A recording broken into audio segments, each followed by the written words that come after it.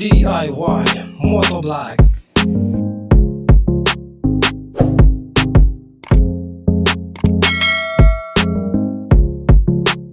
Good day mga kamotovlog, no? Araw na, ang petsa po natin ngayon ay March 12, 2026, araw na Miyerkules.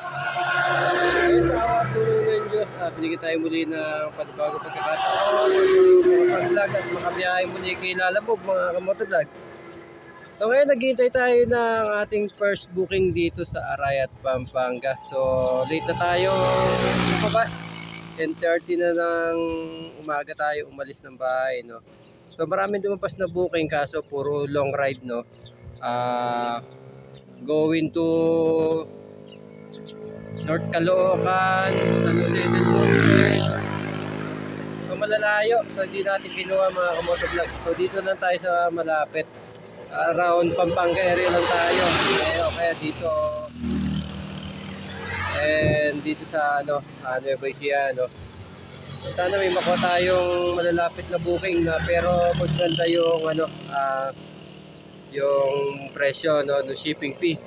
Ayun, update ko kayo mga kamotovlog pagka nakakuha tayo na first booking ngayong araw na ito. Balikan ko kayo. So ayun mga kamotovlog, may nakuha tayong booking tayo sa araw na ito mga kamotovlog, no.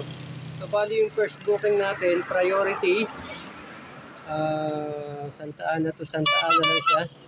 Yung shipping fee niya 61 pesos pero binayad sa atin doon ay 71 pesos. Then may nakuha tayong pan second booking San Luis, Pampanga puntang Palit, Pampanga, no. Yung shipping fee niya 162 pesos. Bali lang yun, one way lang siya mga kamotovlog, 162 pesos. So yung binayad sa atin dun sa unang pinag-drop upan natin ay 200 pesos. Then pagdating dun sa pinag-drop upan natin, merong item na pinabalik dun sa pinagkuano natin na nagbayad ng 100 pesos. Then meron din silang ipinok na apat na fire extinguisher. Nadalhin din ng Apalit sa Apalit mga eskwelahan. Apat yun, bali 200 pesos yung shipping fee. So umabot yung second booking natin, bali shipping fee niya ay pumalo ng 500 pesos.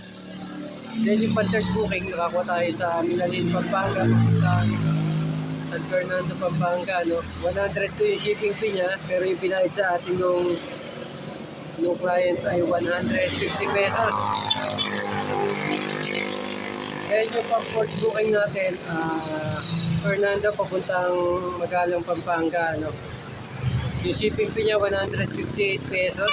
Then nakuha tayo sa Mapalacat, Pampanga, papunta ng Magalang, Pampanga rin, 86 pesos yung shipping fee niya mga motovlog. So bali nakano tayo ay 965 pesos yung ating gross income sa araw na ito. So magagas tayo mga kamotovlog. Then yung top up, so ayun, makukuha na natin yung ating net income mamaya. So lagi ko dito yung net income natin mga kamotovlog. Katapos natin magpagas. Update ko kayo. So ayun mga kamotovlog, hanggang dito lang yung ating video, no. Huwag niyo kalimutan mag-subscribe, mag-like, mag-comment, at huwag niyo rin po kalimutan pindutin ang ating notification bell para updated kayo sa masusunod kong i-upload na video. At huwag niyo rin po kalimutan mga kapatid, lagi nating galiin na gumawa ng mabuti sa ating kapwa-tao. Hanggang sa muli mga kamotovlog. Bye-bye.